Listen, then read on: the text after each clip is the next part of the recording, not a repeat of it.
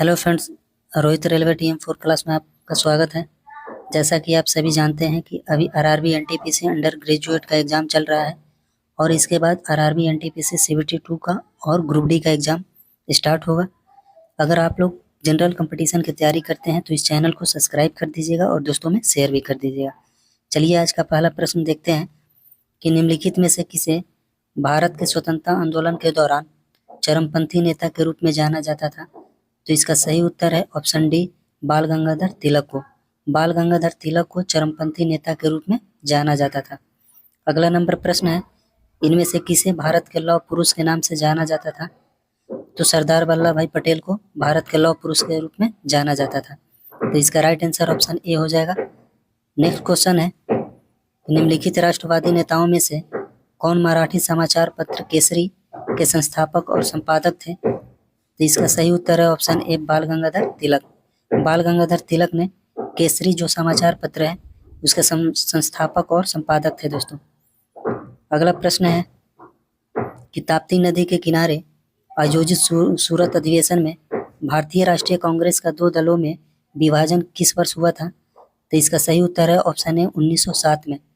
भारतीय राष्ट्रीय कांग्रेस का सूरत अधिवेशन कब हुआ था? 1907 में। इसकी अध्यक्षता किसने किया था?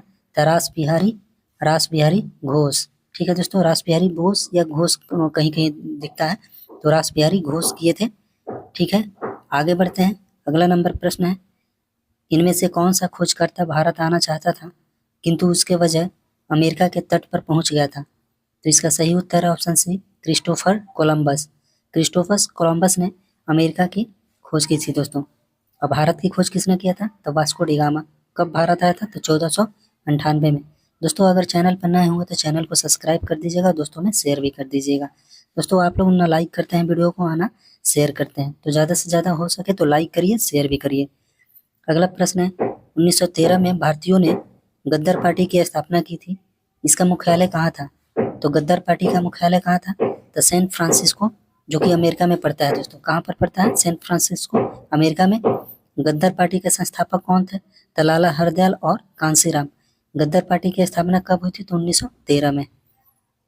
नेक्स्ट क्वेश्चन है कि हैदराबाद का अंतिम निजाम यानी शासक कौन था? हैदराबाद का अंतिम शासक कौन था? तो इसका सही उत्तर है ऑप्शन सी, मीर उस्मान अली खान। मीर उस्मान अली खान जो कि हैदराबाद का अंतिम शासक था। अगला नंबर प्रश्न है, बंगाल में किस क्रांतिकारी संगठन की स्थापना वरिंद्र कुमार घोष ने की थी? बंगाल में किस क्रांतिकारी संगठन की स्थापना वरिंदर कुमार घोष ने की थी? तो इसका सही उत्तर है ऑप्शन बी, अनुशीलन समिति। अगला नंबर प्रश्न है, निम्नलिखित में से कौन प्रसिद्ध सहगल ढिल्लो शहनवाज मुकदमों के बचाव के पक्ष के वकीलों में से एक थे? तो इसका सही उत्तर है ऑप्शन सी, जवाहरलाल नेहरू। बहुत ही बढ़िया प्रश्न है दोस्तों, इस बहुत ही कम बच्चों को ये क्वेश्चन देखने को मिला होगा। क्वेश्चन को फिर से हम पढ़ देते हैं। निम्नलिखित में से कौन प्रसिद्ध सहगल ढिल्लो शहनवाज मुकदमों के बचाव के पक्ष के वकीलों में से एक थे? ये जवाहरलाल नेहरू थे दोस्तों। ठीक है, आगे बढ़ते हैं। अगला नंबर प्रश्न है कि कांग्रेस पार्टी छोड़ने के बाद सुभाष चंद्र बोस द्वारा गठित राजनीतिक दल का नाम बताइए। तो कांग्रेस पार्टी छोड़ने के बाद सुभाष चंद्र बोस द्वारा गठित राजनीतिक दल का नाम बताइए। तो उनके राजनीतिक दल का नाम क्या था दोस्तों? तो all India forward block. All India forward block की स्थापना किसने किया? तो सुभाष चंद्र बोस ने। कब किया था? तो 1939 में। ऑल इंडिया फॉरवर्ड ब्लॉक की स्थापना सुभाष चंद्र बोस 1939 में किए थे। अगला नंबर प्रश्न है, इनमें से कौन से स्वतंत्रता सेनानी मोतीलाल नेहरू के साथ स्वराज पार्टी का सह संस्थापक थे? तो स्वराज पार्टी की स्थापना कब हुई थी? तो 1923 में। स्वराज पार्टी की स्थापना कब हुई थी? तो 1923 में।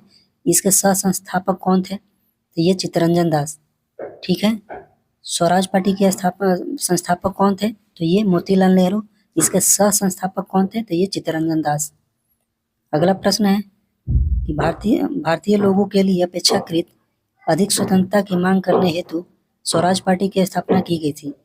गया में स्वराज पार्टी का गठन कब हुआ था? तो इसका सही उत्तर है ऑप्शन सी, 1923 में।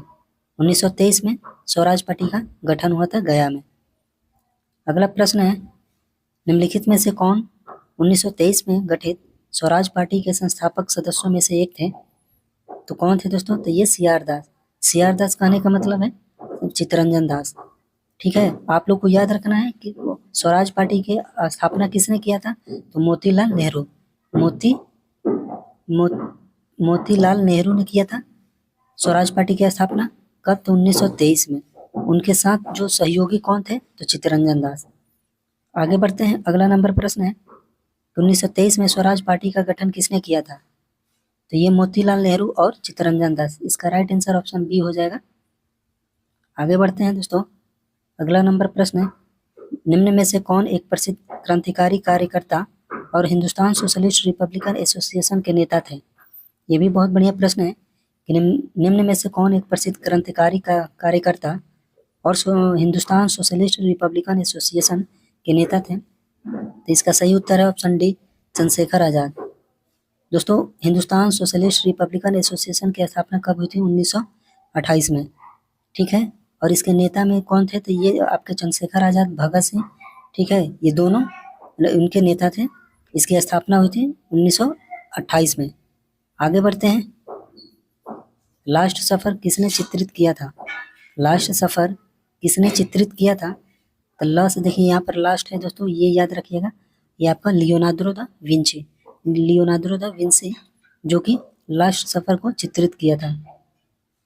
आगे बढ़ते हैं, अगला नंबर प्रश्न है कि ओसामा बिन लादेन को 2011 में अमेरिकी सेना द्वारा पाकिस्तान के कौन से शहर में मार डाला गया था, तो इसका सही उत्तर है ऑप्शन बी, एबटाबाद। पाकिस्तान के एबटाबाद शहर में ओसामा बिन लादेन को 2021 में मारा गया था अमेरिकी सेना के द्वारा। ठीक है, बहुत ही बढ़िया प्रश्न है दोस्तों कि ओसामा बिन लादेन को 2011 में अमेरिकी सेना द्वारा पाकिस्तान के कौन से शहर में मार डाला गया था, तो ये एबटाबाद शहर में। अगला प्रश्न है कि टेराकोटा आर्मी टेराकोटा की मूर्ति का एक संग्रह है, किस देश के पहले सम्राट की सेनाओं को दर्शाता है, तो इसका सही उत्तर है ऑप्शन ए, चीन। ये भी बहुत बढ़िया प्रश्न है कि टेराकोटा आर्मी टेराकोटा की मूर्तियों का एक संग्रह है, किस देश के पहले सम्राट की सेनाओं को दर्शाता है, तो ये चीन के सेनाओं को दर्शाता है दोस्तों। इस वीडियो का लास्ट क्वेश्चन है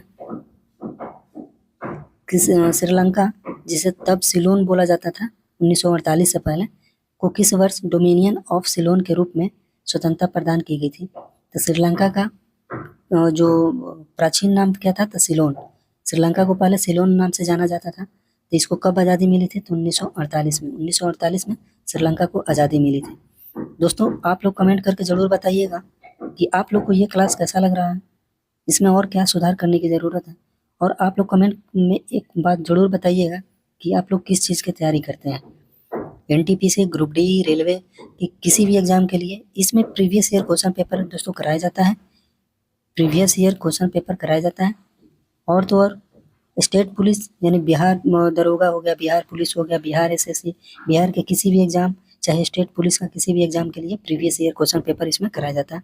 तो बस आपको कमेंट में एक कमेंट करना है कि आप किस चीज़ की तैयारी करते हैं। मैं उस बुक से दोस्तों आप लोगों को तैयारी कराने के लिए तैयार हूँ। ठीक है, तो आज के वीडियो में इतना है। जय हिंद।